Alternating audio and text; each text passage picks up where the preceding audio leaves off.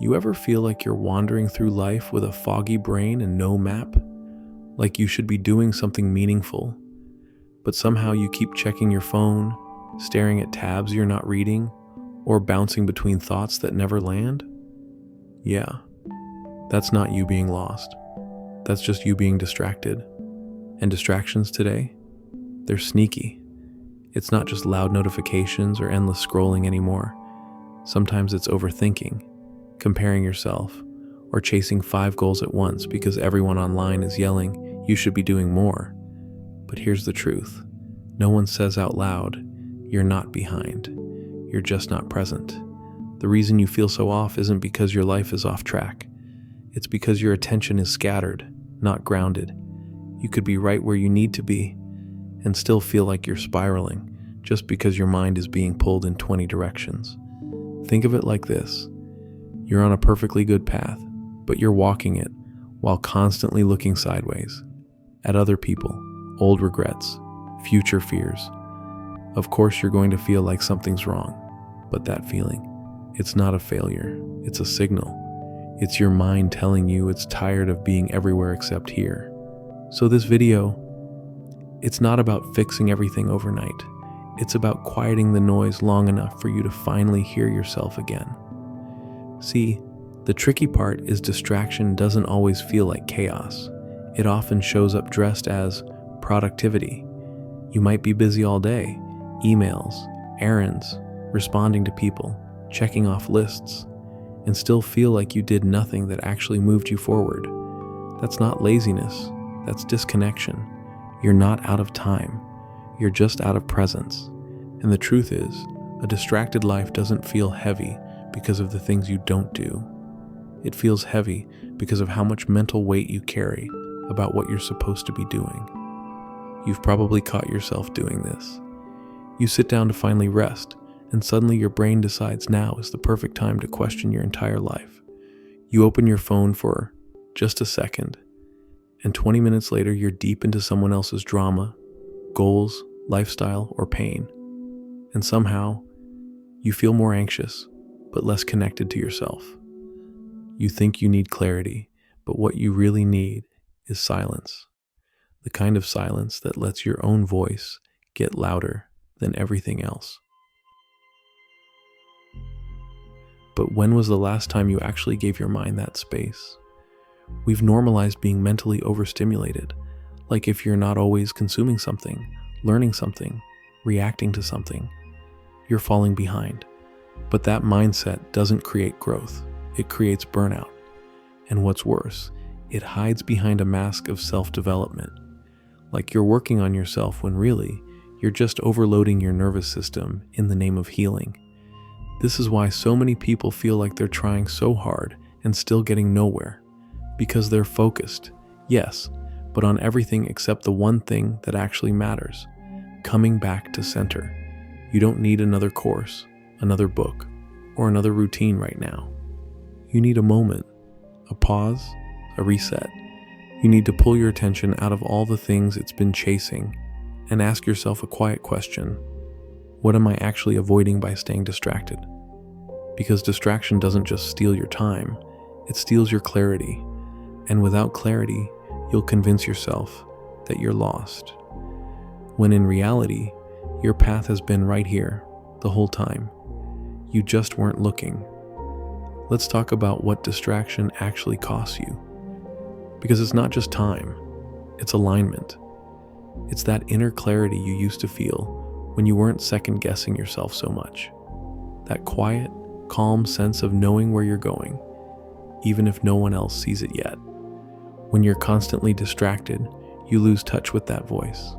Not because it disappears, but because it gets drowned out by all the noise you've let in. Think about it. You can't hear your own intuition if you're always tuned into someone else's feed. You can't access inner peace if your brain is busy solving problems that aren't even yours. You can't build a meaningful life if your focus is constantly being outsourced to every trend, opinion, or piece of content that hijacks your attention. And the worst part, it all feels normal, because distraction doesn't hit you like a crisis. It seeps in slowly, day after day, thought after thought, until you wake up feeling distant from yourself, like you're in your own body, but your mind is 1,000 miles away. I once spoke with someone who told me they hadn't cried in over 2 years, not because they didn't feel anything, but because they didn't feel enough at all. They were always on, working, scrolling, updating, fixing, performing. By the time they had a moment to breathe, they didn't even recognize what they were feeling anymore. That's what distraction does. It numbs, not with drugs or alcohol, but with endless stimulation that feels productive, but slowly disconnects you from your actual emotional life. And you may relate to that in small ways too. Maybe you've caught yourself hesitating to sit in silence.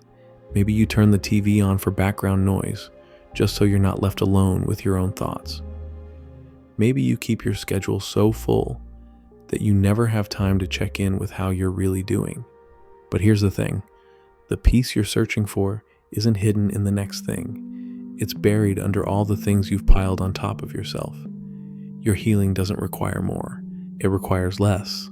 Less noise, less stimulation, less explaining yourself to people who don't get it, less proving, less pressure. And yeah, that's scary, because silence forces us to feel, but feeling is how you find the way back to yourself. So if you've been feeling lost lately, maybe it's not because you're far from your path.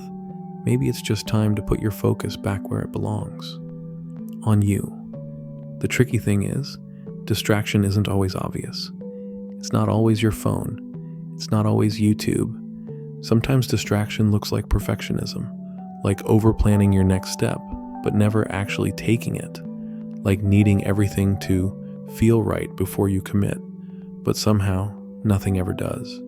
So you stay waiting, paused in your own life, while time keeps moving forward without you. And distraction isn't always fast either. Sometimes it's slow, it drags, it settles in like a fog, not thick enough to panic, but just enough to keep you from seeing clearly.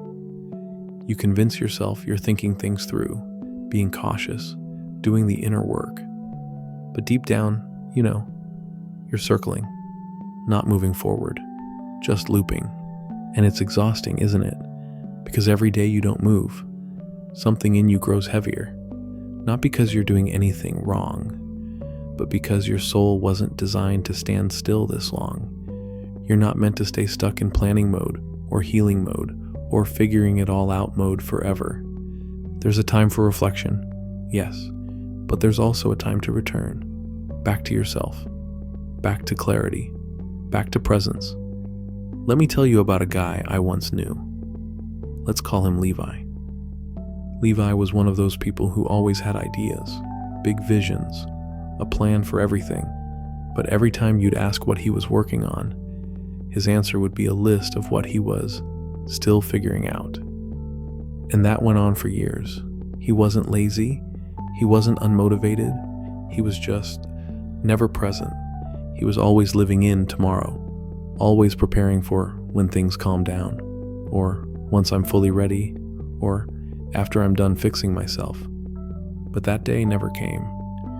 He was using constant planning to distract himself from the fear of starting, and deep down, he knew it.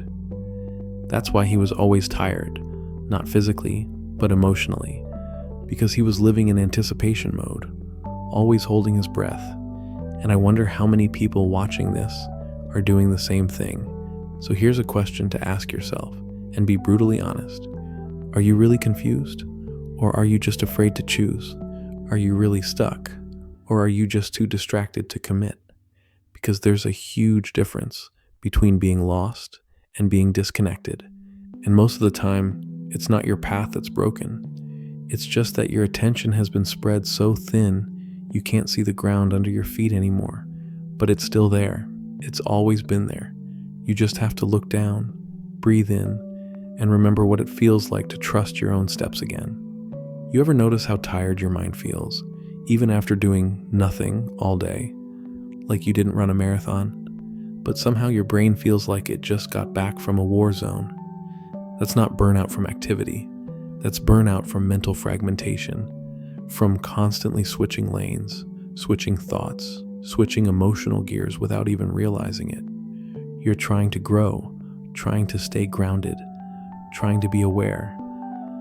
But your mind is split between 1,000 micro decisions, fears, comparisons, expectations, and all of it is draining your internal battery in the background. And here's what's even wilder. Sometimes the loudest distractions aren't the outside ones. They're the subtle thoughts that disguise themselves as being responsible. Like, I should be further ahead. I should have healed from that by now. What if I never figure this out? That mental pressure, the one that tells you you're not doing enough, not being enough, not growing fast enough, that's a distraction too. It sounds like discipline, but it's really self-doubt in disguise. It sounds like planning, but it's really avoidance dressed up as control. And the more you feed those thoughts, the more disconnected you become from what's actually real in this moment. Because here's the truth. You don't heal by obsessing over where you're not. You heal by fully arriving where you are. Not halfway, not with one eye on what's missing. Fully here. And yeah, that's uncomfortable. Because when you stop distracting yourself, you start feeling things again. You start seeing what you've been too busy to face. But that's where the shift begins. You stop trying to find yourself like you're some missing object out in the universe. And you start returning to yourself, piece by piece. You stop chasing some perfect version of who you should be. And you start becoming someone you actually recognize. Someone who's not scattered, not split between 1,000 tabs, not frozen by indecision, but steady, still, focused. You start trusting that clarity doesn't come from thinking harder. It comes from thinking less and listening more. Less to the noise, more to the quiet. And when that happens, when your focus finally returns, that's when everything starts to click. Not because the world changes, but because you're finally present enough to meet it. Here's something most people never consider. You can't focus if you don't feel safe. Think about it. When your nervous system is on edge, when your mind is anticipating failure, judgment, abandonment, or even just more stress, how can you possibly anchor yourself in the moment? You can't, because distraction becomes your shield. It gives you distance from discomfort, from decisions, from truth. And the irony, you'll convince yourself you're just figuring it out, when really you're just buying time, delaying the discomfort of choosing, delaying the risk of feeling, delaying the possibility that something might actually work. Because when you've been hurt, overwhelmed, or let down in the past, staying distracted feels safer than getting your hopes up. But at some point, distraction goes from protecting you to robbing you.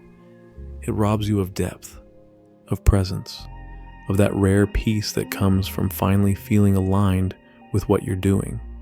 And here's the subtle trap.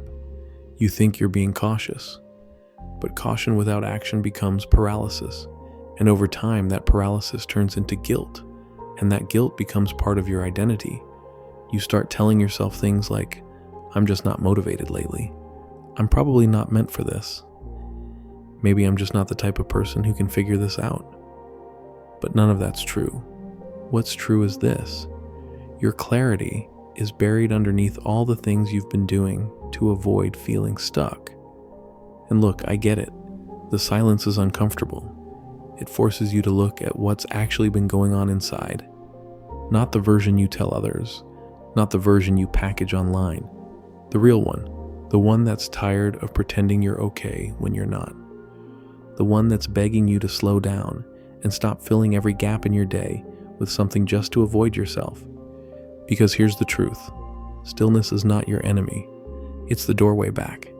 But if you've been avoiding it, if you've been convincing yourself that peace will come after the next distraction, the next insight, the next breakthrough, you'll always be one step behind it. Because peace doesn't chase, it waits, and it's been waiting for you, right here, in this moment.